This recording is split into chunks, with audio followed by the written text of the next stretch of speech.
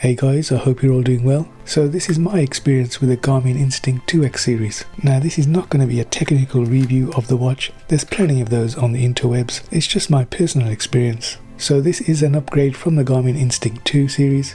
And what we're getting is that bigger solar panel and the bigger battery, giving you more battery time. And we're also getting a wicked LED torch which strobes in red and white. Now the strap is extremely comfortable and it's detachable. So presumably you can add your own strap, and reassuringly it comes with 2 of these buckles, meaning you've got double reassurance that it's not going to fall off your wrist when you're out and about doing your activities. And the clasp is also solidly made out of metal.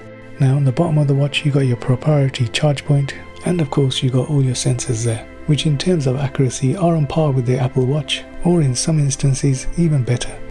Now if you do need to charge your watch, it's pretty straightforward. You just plug it into the socket there and plug the other end of the cable into a USB port. Now me personally, I haven't had to charge it since the initial charge, as I just leave it on a sunny windowsill when I'm not using it, and it takes approximately half a day to charge a full day's worth of battery. Now of course, depending on where you are, your mileage may differ. So this brown frame around the actual watch face is the actual solar panel, and Garmin have actually stated that you're going to get 50% more power from this new panel. Okay, let's get straight into it, and the first thing I want to show you is the menu system, which is quick and easy to get to. You just press the top left hand button and you'll see the menu pop up in a dial format, which I'm definitely a fan of because you can see everything all at once. So let's quickly go through the features. You got your stopwatch, you got your strobe. Click on the top right hand button to go into the strobe settings. Click it again to turn on the strobe, and you can see it's slowly pulsing there. And if you look at the screen, we're in blink mode. We can change it to custom mode, blitz mode, and you can see it's flashing a lot more frequently. Next up is torch. So let's select this item by pressing the top right hand button, which gives us more options. We can change the brightness of the torch and change the color to red. Clicking on the top right button again will turn on the torch. As you can see, it's pretty bright, and this is only at half power. Clicking the button again will turn it off. Click on the bottom right button to get back to the main menu, and scrolling along, the next menu item is the wallet, and obviously this lets you use your watch to shop using Garmin Pay, which of course you have to set up with your card details. Next up we've got Find My Phone, which is exactly what it sounds like. You press the button and your watch will start sounding an alarm. Now I've got an Apple Watch and it worked absolutely fine with that.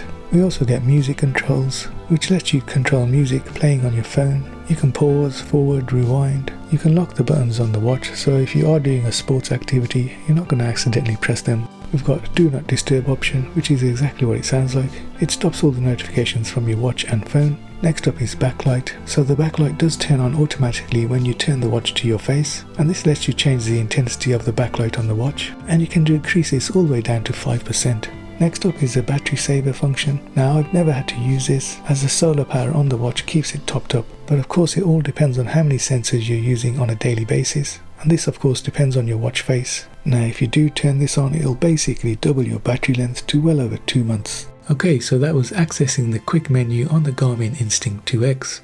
Now I'm just going to go through some of the watch faces I've got on this watch. Just long press on the middle right button and you'll get the watch face function. Now some of these watch faces came pre-installed on the watch, and some of them I've installed via the Garmin Connect app. Now one thing to bear in mind is that if you've got a lot of information on the watch face, you are going to be using a lot of the onboard sensors, which obviously in turn is going to hit your battery. So what I generally tend to do is have one watch face for the gym and one watch face that I wear the other times I'm not in the gym. And this watch face will generally have less sensors active, as I don't need to record as many vitals if I'm just going around my business. Now the one thing to remember about each of these watch faces is that the information on the screen is customizable. So for example, if you look at my gym face, you can see that the screen is split between 13 or 14 pieces of information. You've got body temperature, heart rate, respiratory rate, blood oxygen level, step counter, weather, date time, my body battery level, number of days the watch has left on battery, and the current outside temperature. Now obviously some of this information is grabbed from the phone and the others from the sensors on the watch.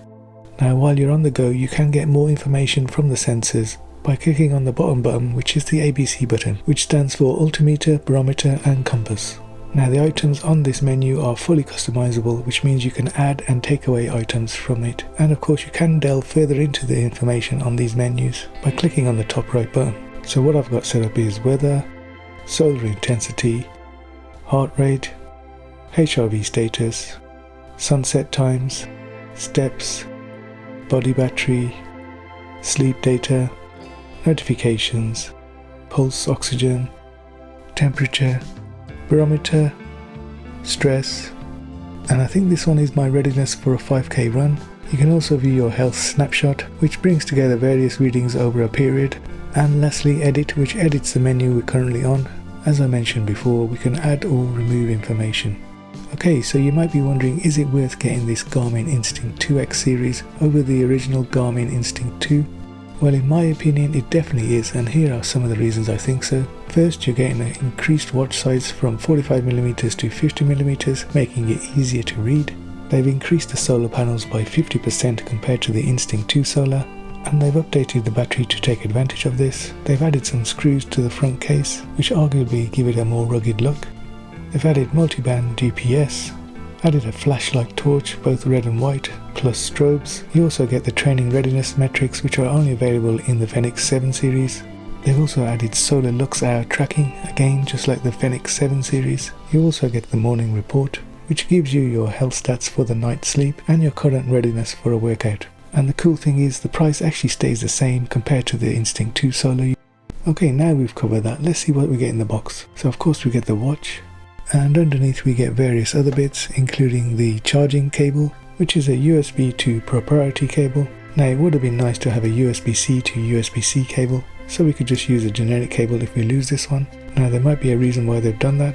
And lastly we get a quick start guide, which is thankfully more pictures than words, enough to get you started. You also get a download link so you can download the Garmin Connect app.